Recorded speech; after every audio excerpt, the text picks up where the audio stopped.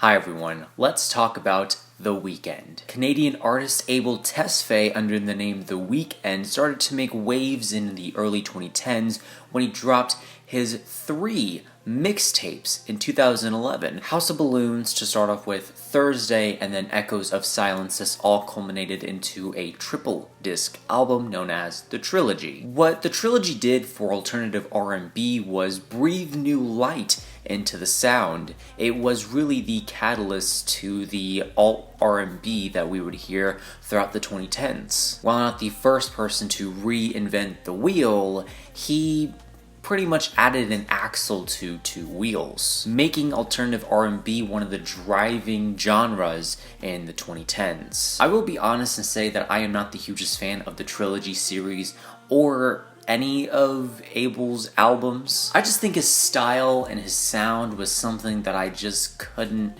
really get myself into, although there were songs on albums that I appreciate. Songs like The Hills as well as Can't Feel My Face were songs that I liked when I listened to them initially. So when I found out that Abel was going to drop another album, I was crossing my fingers and hoping for the best. Because honestly, if Abel doesn't change up his sound, change up his style, I don't think he's gonna make it into the 2020s. And when I first heard Heartless, I thought it was an interesting song, but I wasn't in love with it. It was the song Blinding Lights that I was extremely in love with it. I was enamored with this song. The 80s throwback, the vocals that feel like they have energy to them, it all came together in such a really good way, and it made it onto my top 30 singles of 2019. It's a song that I initially loved as a single, and I still love it to this day. 2020 rolls in, and then he releases the title track to the album,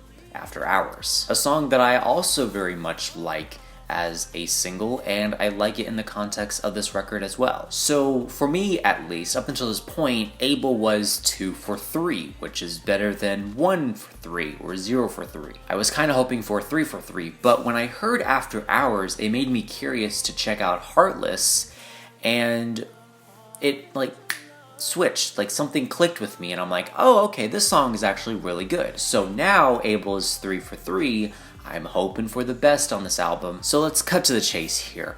What is my opinion on this album? What do I feel about this album?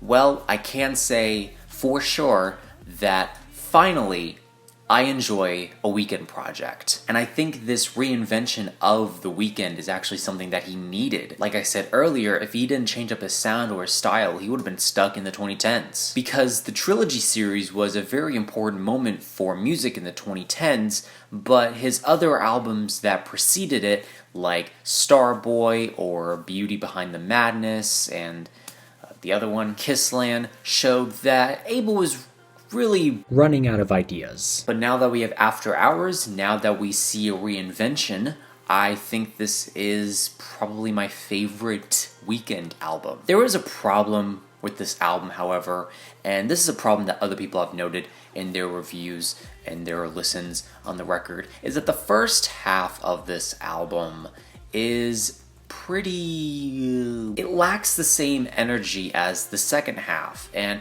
on first listen I was thinking, oh no, this sound and this style did not translate from the singles. We're gonna get a boring set of songs here. But after the song Heartless, the energy just kicks it up to 10, and for the majority of the second half of this record, the songs have energy. The songs have a lot of power to them. There's a song in the first half titled Hardest to Love, which kind of uses an IDM beat, and Abel is singing over this beat, and it actually works very well. I think the song Snow Child is a lyrical highlight, but musically it just pales in comparison. Because I think the song has a very emotional gut punch, but Abel's voice does not translate all that well, and the instrumental is pretty lackadaisical. The track Alone Again starts this album off pretty faintly, and the track after this, Too Late, continues the faintness of this project, as well as Scared to Live and Escape from LA.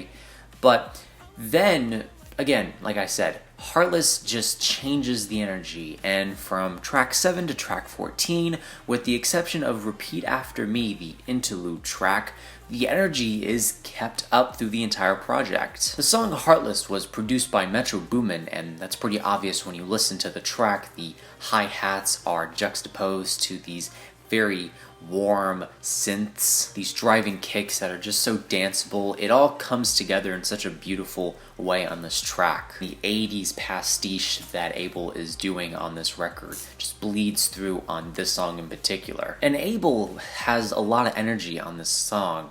I don't know what I missed about this song on initial listen, but it's a banger.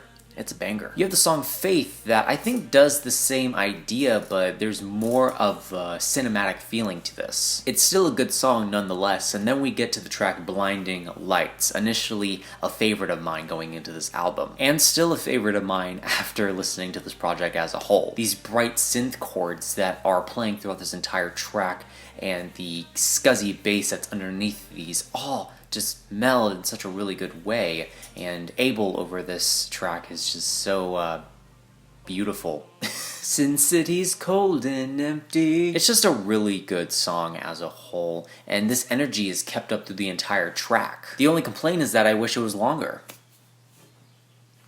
That's about it. The song In Your Eyes is yet another 80s throwback that incorporates the synth arpeggios with, again, these driving kicks and drums. They're a lot brighter this time compared to the other songs that we've heard, though. I also like the horns that are included at the end of this song. It really just adds another layer to this track as a whole. The song Save Your Tears is one of the more quieter moments on this record, with a nimble bass line that includes some really rhythmic drum patterns. On this record, there are so many songs that incorporate so few elements that come together to make something greater than the sum of their parts, and this is an example of one. This song, in some respects, sounds like an apology of some sorts. The chorus on this track is also really catchy too. Save your tears for another day. The penultimate title track to this album is a song that, again, I loved initially as a single. I love it in the track listing. You have a pretty minimal synth tone that's underneath this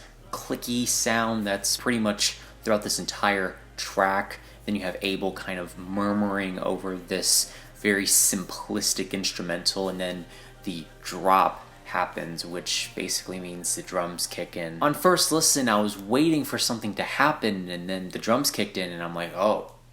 The song builds from there. You have these driving synths that work their way into the latter half of the song. The album ends with the track Until I Bleed, which I think ends the album off pretty nicely. It's very minimal compared to the other songs that we heard, and I think it rather coasts us out on a very subtle and beautiful instrumental than give us a final bang. Again, the track Repeat After Me is an interlude that I think would have worked well in the first half of this album, because it's kind of tedious in my opinion. The first half of this album has its moments, but it is definitely upstaged by the latter half. And I also like the very thin concept with this album. It's not apparent on first listen, but once you really listen to this album multiple times, you can kind of piece together each song is telling a story. A story about love, sex, leaving someone. It's the usual Weeknd kind of story. However, it was the instrumentals for me that were getting pretty tedious. While I do really enjoy this album, I think there are just a few things holding me back from entirely loving this project. I do wish Abel was more lyrical. I do wish he would talk about something else.